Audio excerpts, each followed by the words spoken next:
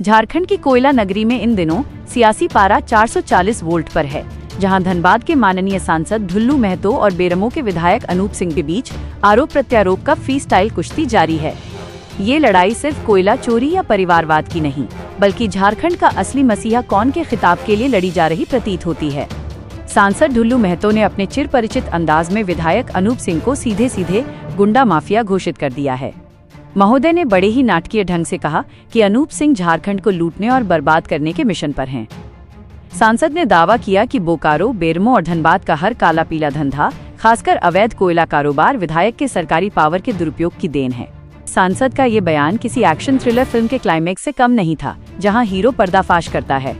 इधर अपने नेता पर इतने गंभीर आरोप लगने के बाद बोकारो जिला कांग्रेस कमेटी चुप कैसे बैठती? कांग्रेस के जिलाध्यक्ष जवाहर मेहता ने तुरंत डैमेज कंट्रोल मोड में आकर सांसद महतो पर ही संगठित अपराध चलाने का पलटवार कर दिया। मेहता जी का ये बयान राजनीति के इतिहास में दर्ज होने लायक है, जहां उन्होंने सांसद महोदय को चोर बोले जोर से कहावत का जीवंत उदाहरण बता दिया। कुल मिलाकर इस पूरे ड्रामे में जनता सिर्फ इतना समझ पाई है कि कोयले का धुआं कितना भी काला क्यों न हो, राजनीति की वॉशिंग मशीन में हर दाग सफेद ही निकलता है।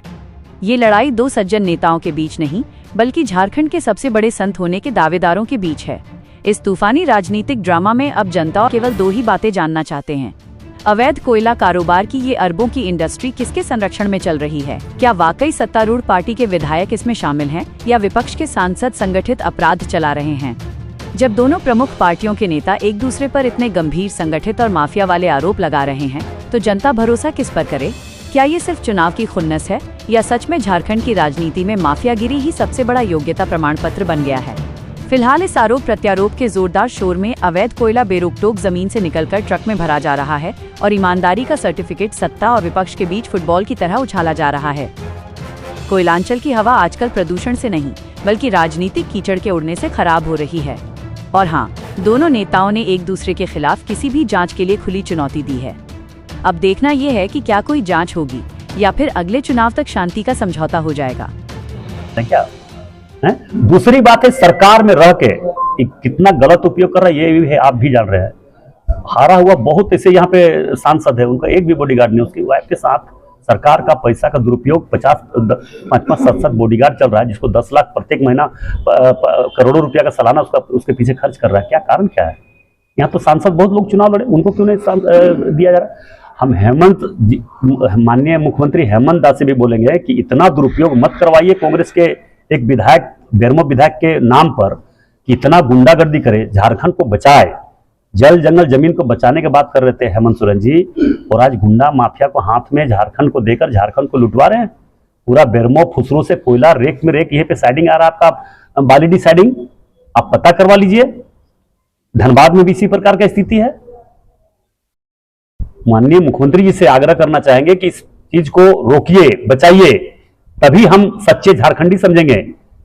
नहीं तो अगर नहीं रोकिएगा इसी से माफिया को, जो कुछ इनके पास क्या हैसियत था हम लोग नहीं जानते क्या? हम लोग तो साधारण किसान थे, आज भी बोल रहे हैं, कल भी बोल रहे हैं। हमारे पिताजी साधारण मजदूर थे, उनके पास क्या था? वो आज अरबपति खरबपति कहां गया? इसलिए जहां है वहीं रहे।